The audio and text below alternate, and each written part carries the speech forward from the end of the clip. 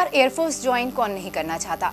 हर किसी का सपना होता है कि वो एयरफोर्स ज्वाइन करे, एक आर्मी ऑफिसर बने या फ्लाइंग ऑफिसर बने।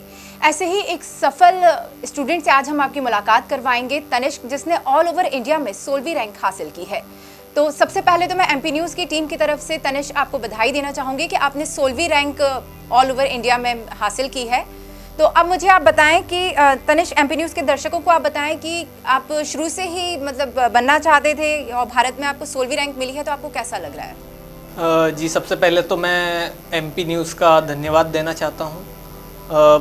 मुझे काफ़ी खुशी महसूस हो रही है कि मैं एनडीए की परीक्षा में ऑल इंडिया रैंक मेरी 16 आई है और मेरा एयरफोर्स में ऑफिसर रैंक पे चयन हो चुका है।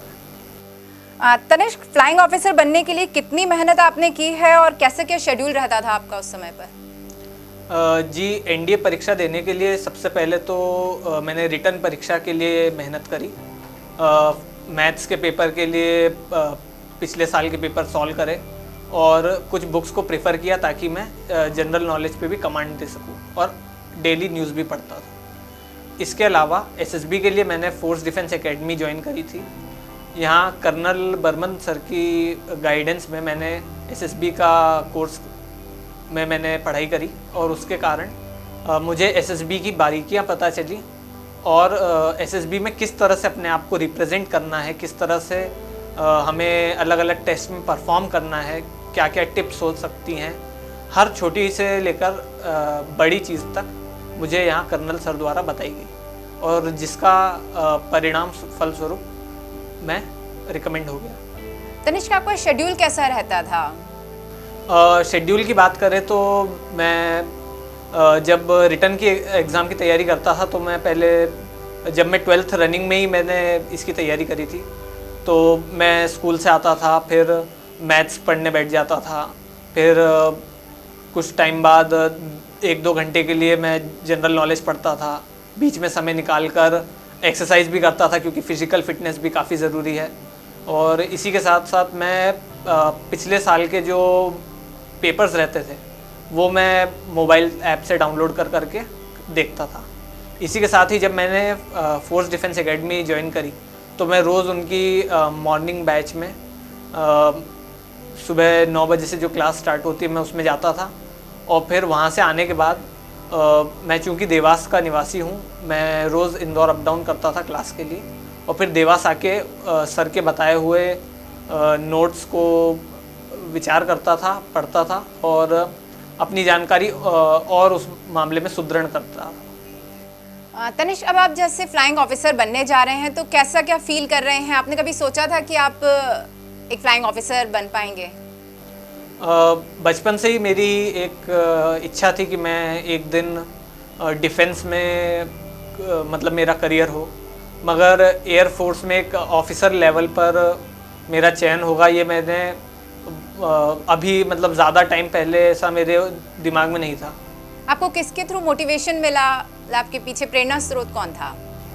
मेरे ही स्कूल के मेरे एक सीनियर थे, जयेश पटेल करके, उन्होंने फोर्स डिफेंस एकेडमी ज्वाइन करके एनडीए फर्स्ट अटेम्प्ट में क्लियर करा था। उनके कारण मुझे काफ़ी मोटिवेशन मिला और इस मोटिवेशन के कारण मुझे लगा कि मैं भी इस करियर फील्ड में बहुत कुछ कर सकता हूँ। तो मैंने भी इसकी तैयारी करी और कुछ टाइम बाद जब एयरफोर्स का मेरा एसएसबी का कॉल लेटर आया तो मैंने फोर्स डिफेंस एकेडमी ज्वाइन करके कर्नल सर की गाइडेंस में तैयारी की। तनिष्क, अपनी सफलता का श्रेय आप किसे देना चाहेंगे? सफलता का श्रेय तो मैं सबसे पहले अपने माता पिता को देना चाहता हूँ। आज उन्हीं के कारण मैं यहाँ पर पहुँचा हूँ। इसी के साथ साथ मैं अपनी सफलता का श्रेय फोर्स डिफेंस एकेडमी को देना चाहता हूँ क्योंकि मैं एक सिविलियन बैकग्राउंड से आता हूँ। मेरी इमीडिएट फैमिली में कोई भी मिलिट्री में नहीं है, मगर फिर भी मैं अगर आज एनडीए की एसएसबी इंटरव्यू क्लियर कर पा रहा हूँ तो उसमें कहीं ना कहीं फोर्स डिफेंस एकेडमी द्वारा दिया गया गाइडेंस मुझे काफ़ी काम आया है। उन्होंने मुझे हर चीज़ समझाई, कई सारे किस तरह से परफॉर्म करना चाहिए इन चीज़ों में, इसे बहुत डिटेल में समझाया गया। तो मैं कर्नल सर को भी इसका श्रेय देना चाहता हूँ और पूरे फोर्स डिफेंस एकेडमी के साथ साथ उनके डायरेक्टर लखन सर को भी इसका श्रेय देना चाहता हूँ। हमारे साथ फोर्स एकेडमी के डायरेक्टर भी हैं साथ में, लखन यादव जी। तो हम लखन यादव जी के पास चलते हैं और सबसे पहले तो उन्हें भी शुभकामनाएं देते हैं कि उनका स्टूडेंट जो है वो 16वीं रैंक उसने प्राप्त की है। तो सर, आपको कैसा फील हो रहा है, सबसे पहले तो ये बताएं। एक टीचर के लिए उसके विद्यार्थी की सफलता से बढ़कर कुछ नहीं हो सकता, और जब बात रैंक्स की हो और पूरे हिंदुस्तान में ऑल इंडिया 16th रैंक हमारे बच्चे ने हासिल की है, तो इससे बड़ा मोमेंट कुछ हो नहीं सकता। और आगे भविष्य में आने वाले विद्यार्थी जो अभी विभिन्न एग्ज़ाम्स के लिए प्रिपरेशन कर रहे हैं, उन विद्यार्थियों के लिए भी तनिष्क बहुत बड़ा मोटिवेशन होंगे। जैसा तनिष्क ने ही बताया कि इनका मोटिवेशन इनके सीनियर थे जयेश पटेल, और वो स्कूल फोर्स एकेडमी के लिए बहुत अच्छा लकी स्कूल है कि वहाँ के बच्चे आते हैं तो वो तुरंत चयनित भी हो जाते हैं। तो एक बच्चे को देख करके जिस तरह से दूसरा बच्चा सीखता है, और जब इन बच्चों को सफलता मिलती है तो हमारे लिए बड़ा मोटिवेशन होता है। इससे तनिष्क के पहले भी हमारे बच्चे जो है ऑल इंडिया 17वीं और 19वीं रैंक हासिल कर चुके थे। तो इस संस्थान के लिए गौरव का विषय है कि संस्थान की रैंक्स धीरे धीरे अच्छी हो रही है, डेवलप हो रही है। सर, अगर आगे कोई स्टूडेंट फोर्स एकेडमी ज्वाइन करना चाहता है तो वो कैसे कर सकता है, क्या प्रोसेस रहती है? मैम, ऑफिसर्स एंट्री के लिए एनडीए, सीडीएस और एफकेट, और नेवी के लिए अभी एक और एंट्री स्टार्ट हुई है आईनेट करके। तो ये चारों एंट्रीज़ हैं जिनमें रिटन एग्ज़ाम के बाद फिर इंटरव्यू होता है, जिनकी प्रिपरेशन हम लोग फोर्स डिफेंस एकेडमी में करवाते हैं। तो डिफेंस फोर्सेस में जाने के लिए सबसे पहला अगर स्टेप है तो आप 10th के बाद ही चुन लीजिए। जैसा कि अधिकांश विद्यार्थी जो इंजीनियरिंग में जाना चाहते हैं 10th के बाद उस फील्ड को चुन लेते हैं, तो डिफेंस में अगर कोई बच्चा जाना चाहता है तो 10th क्लास के बाद से हम लोग तैयारी करवाते हैं। 11th और 12th की प्रिपरेशन भी संस्थान में होती है और साथ में एनडीए की प्रिपरेशन भी होती है। अभी तनिष्क से पहले 2 बच्चे और हमारे हैं जिन्होंने 12th में पढ़ाई के दौरान ही एनडीए का एग्ज़ाम क्लियर किया, और अभी उनका इंटरव्यू भी होने वाला है।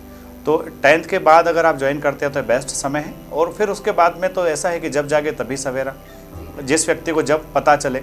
अगर आपको 12th के बाद ऐसा लगता है कि हमको फ़ौज में जाना है, या फिर आप ग्रेजुएशन कर रहे हैं, बी टेक या बीएससी जो भी कोर्स आप कर रहे हैं, उसके बाद में अगर आपको लगता है कि हमें फ़ौज का हिस्सा बनना है, तो आप कभी भी तैयारी शुरू कर सकते हैं। फोर्स एकेडमी में फिजिकल से लेकर के रिटन एग्ज़ाम और एसएसबी इंटरव्यू सभी तरह की बहुत अच्छी सुविधाएँ मौजूद हैं। सर, मैं जानना चाहूँगी एमपी न्यूज़ के दर्शकों के लिए कि फोर्स एकेडमी बच्चों को किस तरह से मदद करता है उनके ड्रीम्स को अचीव करने के लिए? बच्चे एक कच्ची मिट्टी की तरह होते हैं, तो कई बार पेरेंट्स के ड्रीम भी बच्चों के ड्रीम होते हैं। और फौज में तो अक्सर हमने देखा है कि जो बच्चे का ड्रीम होता है वो कई बार पेरेंट्स का ड्रीम नहीं होता है।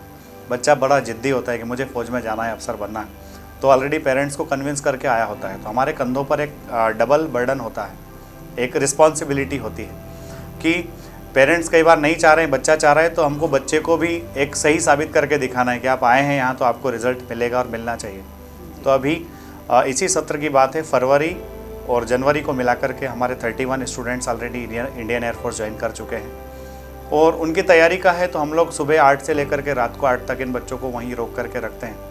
और उस दौरान, उस 12 घंटे के दौरान बच्चे की जो प्रिपरेशन होती है, वह प्रिपरेशन कहीं ना कहीं उसको एग्ज़ाम क्लियर करने में, और फिर कर्नल मनोज बर्मन सर जो कि एसएसबी के द्रोणाचार्य हैं, उनके मार्गदर्शन में बच्चे एसएसबी के लिए भी आराम से क्लियर कर लेते हैं। सर, मैं जानना चाहूँगी और आप एमपी न्यूज़ के दर्शकों को बताएं कि फोर्स एकेडमी का स्टडी पैटर्न क्या रहता है?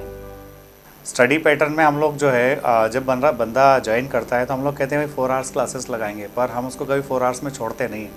हम लोग उसको लेकर गए थे 5 आवर्स 6 आवर्स पर।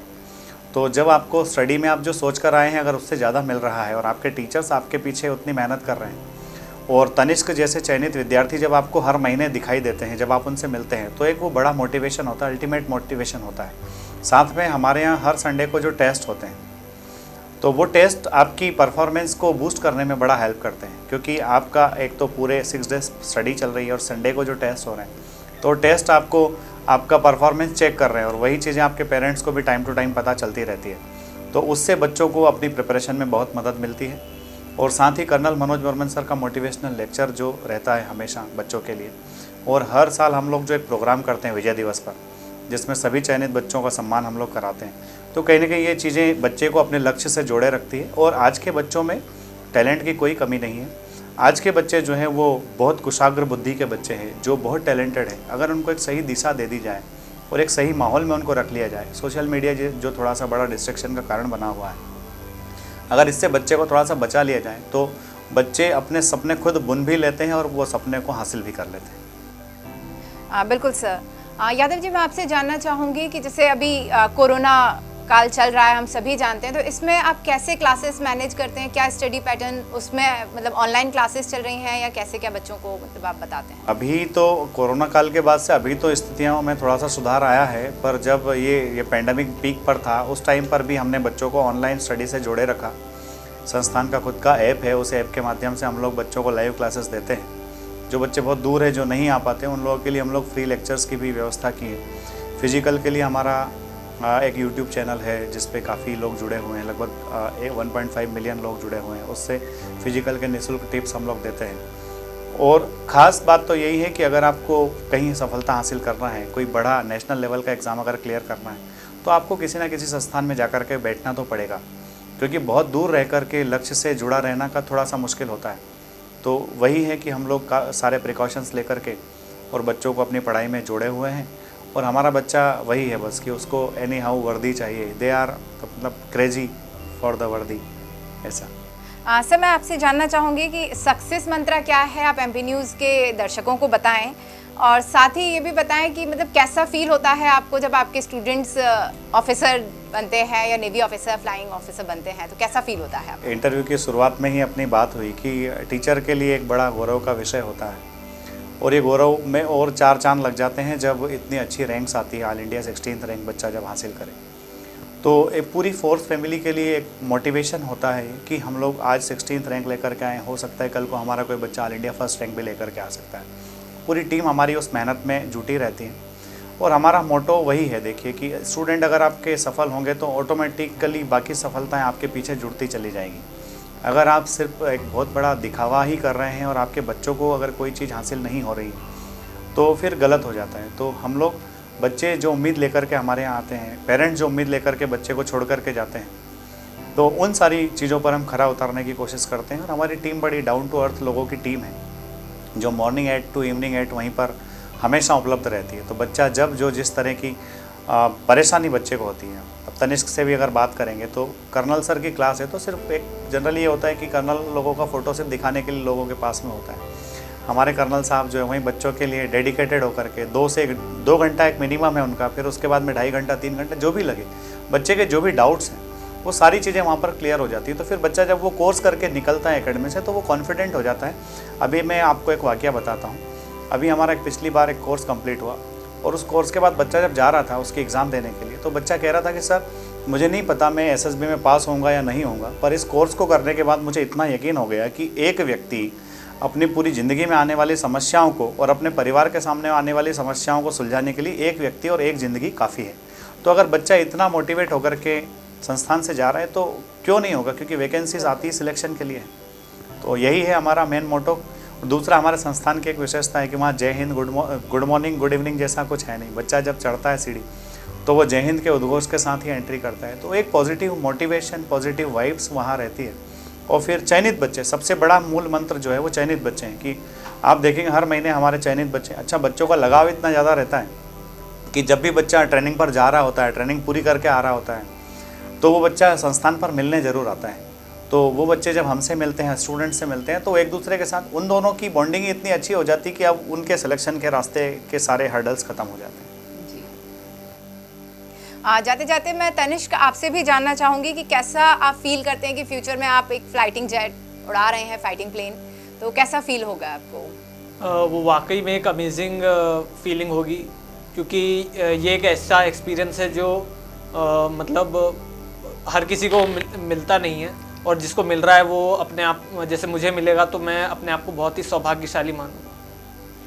तनिष्क, जाते जाते आप हमारे दर्शकों को सक्सेस मंत्रा बताएं। अगर वो चाहते हैं फोर्स एकेडमी ज्वाइन करना तो कैसे कर सकते हैं, और क्या सक्सेस मंत्रा है? फोर्स डिफेंस एकेडमी जो है, आप जैसे कि सर ने बताया कि एनडीए के लिए अलग बैच है, सीडीएस के लिए अलग बैच है, एफकेट के लिए अलग बैच है, और आईनेट के लिए भी अलग बैच है।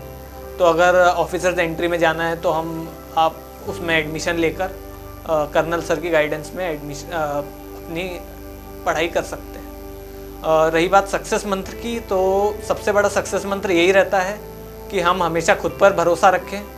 कर्नल सर हमेशा अपनी हर क्लास में ये बात बोलते थे कि अगर हम खुद पर भरोसा नहीं रखेंगे तो दुनिया हम पर भरोसा नहीं रखेगी। अगर हम खुद पर भरोसा रखेंगे तो धीरे धीरे सब कुछ जैसा हम चाहते हैं शायद उससे भी बेहतर तरीके से आएगा। मैंने खुद पर भरोसा रखा और शायद जितना नहीं सोचा उससे भी बेहतर नतीजे आज हम सबके सामने हैं। धन्यवाद तनिष्क, धन्यवाद यादव सर। आपसे मिलकर MP न्यूज़ के दर्शकों को बहुत अच्छा लगा और हमें बहुत सी जानकारी आपसे मिली। धन्यवाद।